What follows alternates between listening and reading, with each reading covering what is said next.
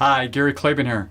Jack of all trades and the master of none. I think about that, and when you have just a finite amount of time in your life to try to learn everything doesn't make a lot of sense. Now, if you go back to 3500 BC to Mesopotamia, they were inventing the wheel. Now, it probably took them 1,000 years to get that thing right. And we see ourselves and we see others sometimes trying to go out and reinvent wheels. It doesn't make a lot of sense.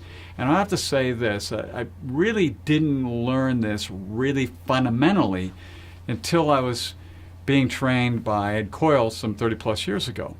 And I remember him saying to me, at a time I didn't give it a lot of thought and didn't think it would be that big of a deal, but he said, of all the things that you're learning from me, the one that will really make the biggest difference is my Rolodex.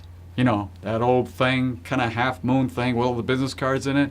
And he said, in my Rolodex are all these people that are the top 5% of their profession that you're going to want to talk to and have them help your clients go where they want to go in life. And you know what?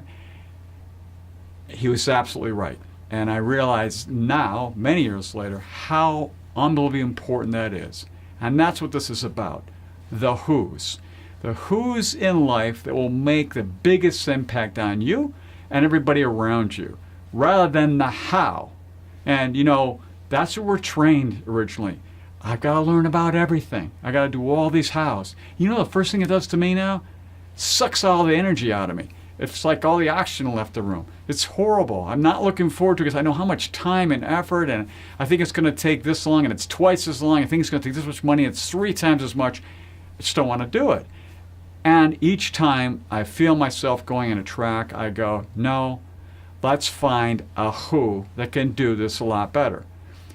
I want to look at this as a two-sided coin, because I'm on one side doing my who, and there are lots of other folks and technologies and everything else doing the who on the other side. So when we take it from that perspective, I'm only going to do the things that I'm really good at and I absolutely love doing. They give me energy all day long. There's not a lot there, and it makes a lot of sense. Now, I have to say, Hollywood has had this model for a long, long time. So here I am. I'm pitching this story. Hey, it's a young man. He's in Alabama, and he's got braces on, but all of a sudden he becomes a star running back, and then he gets into the Vietnam War, gets drafted, and he saves 12 guys, and he gets the Medal of Honor, and then he starts this seafood company just out of the blue and becomes a gazillionaire, and meanwhile he lives this very simple life, and he's a very simple man. And they go, oh, that sounds interesting. What is this? They said, we're going to call him Forrest Gump. Oh, you know what? We're going to have Tom Hanks play Forrest Gump, and his mother's going to be Sally Field. And then we're going to have Gary Sinise play this guy we're going to call Lieutenant Dan. Well, you know the rest of the story. So what did they do? I think Zemeckis became the director, and I forget who wrote the story, but they picked the cinematographer and everybody, down to the caterers. And you know what? That's a great, timeless movie. And Hollywood does a great job of collecting all the who's, puts this production on. Sometimes they're not that good, but when they're good, they're really good. And then they disperse and they get collected up again and so forth. That's happening more and more in the business world and in our personal lives. And it's happening with technology. If you look at your smartphone, with Echo, Alexa, and all this other stuff you see out there, the little pieces get added and these important who's. We now have 20 technology who's in our little Whoville, No Grinches now, no Grinches. So, here's the other side of it. How about thinking it this way? You're going along and you say, well, we can really do this and we're going to go off and do this how? And a friend of mine said this and I thought it was very apropos. Basically said, well, then you're going to start stepping in how pies. And you know what?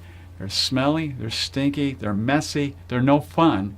So don't be going that direction. Be very clear about who can do the thing that you want and do it much better than you. Be it technology, be it a person, be it a company. Whatever it has to be, it'll be great. Now, I got this great, wonderful conversation I'm having with you on this from the Strategic Coach. A couple years ago, we started on this path, and I'll tell you, it's made a big difference selecting those really important who's in my life, in business especially, but also personally. So give it some thought next time you're thinking about how to do something, and look for that really special who that make your life just so much simpler. So until next time, enjoy.